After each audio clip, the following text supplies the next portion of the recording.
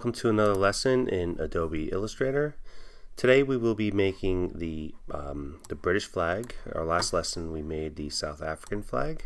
So we're going to put this just off up to the side over here, and we can hide that over here. This flag is a pretty complex construction with dividing.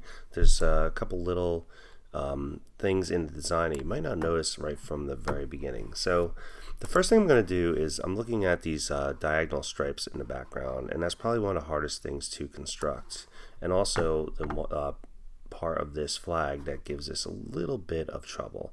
And what I mean by that is that if you look at the stripes, and you might not realize this till you start building it, but the red stripe that is running diagonal doesn't run straight through the flag. Okay, the red stripe comes in on one side and then pops out on the other. So what we're going to do is we're going to make a so we can space this out, we're going to make a white stripe that fits right in here that you're not going to see in the final design.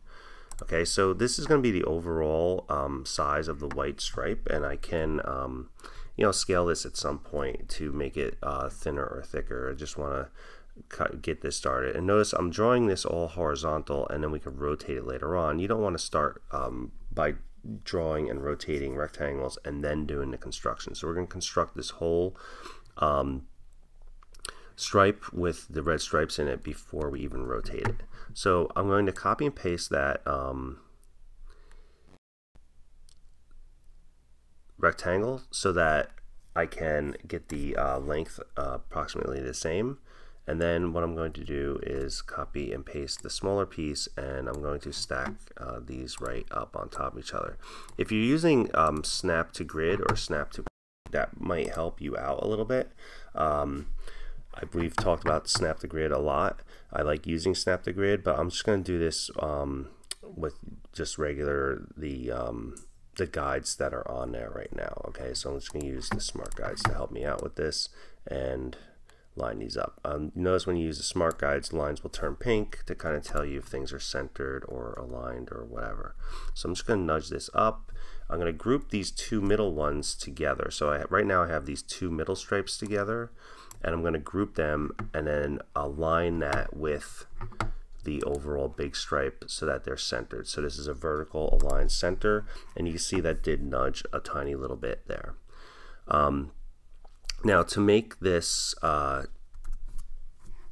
this line switch through the middle, remember there's a piece that's going to be red here, and then the piece is going to be red here. I'm going to need to divide this right down the middle.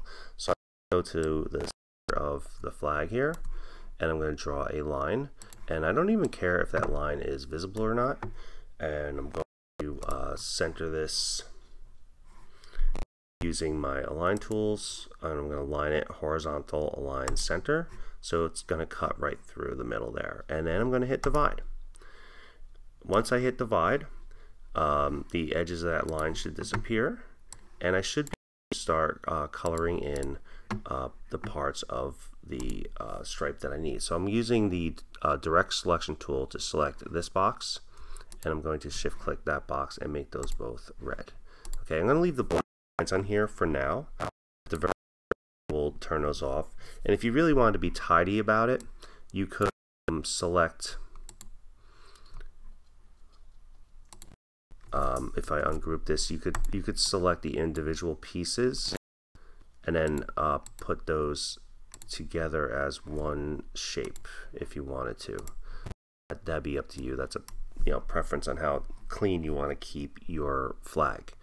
Okay, so now we have the stripe that's going to run through the flag, and then I can begin make sure this is grouped, and I can begin to rotate this and then use the reflect tool again. So I'm going to make an angle, and I might as well use the flag that I have on my piece of paper that I'm looking at as a reference. So if I rotate this and get pretty close to the angle, it's fine. Okay, I need to reflect this the other way, so this is a grouped object. Click on it once. I go back into the toolbox, I go to the reflect tool, which remember is in the same spot as rotate. I go to reflect. I will double click right on the tool in the toolbox. It opens my window, and I will hit the word copy. Okay, now the reverse piece of this, but it's actually not quite right, because when I flip that, it doesn't go all the way. This piece down here is underneath. So really what I'm going to do is copy and paste this and then rotate it.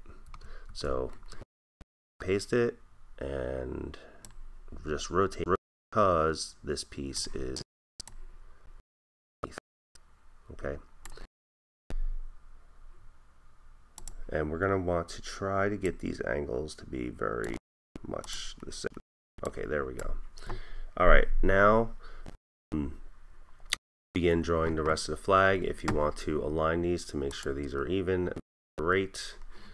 And the rest of the flag is going to be the overall shape, which is going to be the first thing I do, because later on, shape is easy, right? These rectangles that we're going to put right on top are going to be very, so kind of that cross diagonal part out of the way. So when I do all of this on here, I can actually just divide this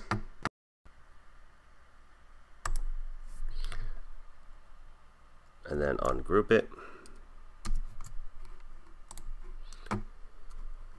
And then I'm going to get rid of all these excess pieces here.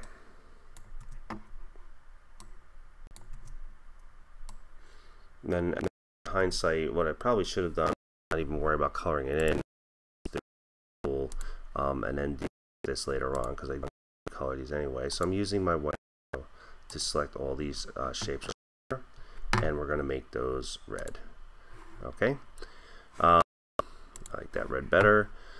Now, I'm not going to get too worried about the what's going on here, because that stuff is going to disappear behind my other rectangles anyway. So we're going to make these blue out here, and now we're getting a lot closer to our flag being complete. Okay. Now, when I draw the horizontal stripes, these are thicker, and they will end up covering up a lot of our stuff here. And you can see, based on the diagonals, that there's really not a lot of room like outside of this shape. Like in these blue spaces, the blue triangles end up really not being very large at all.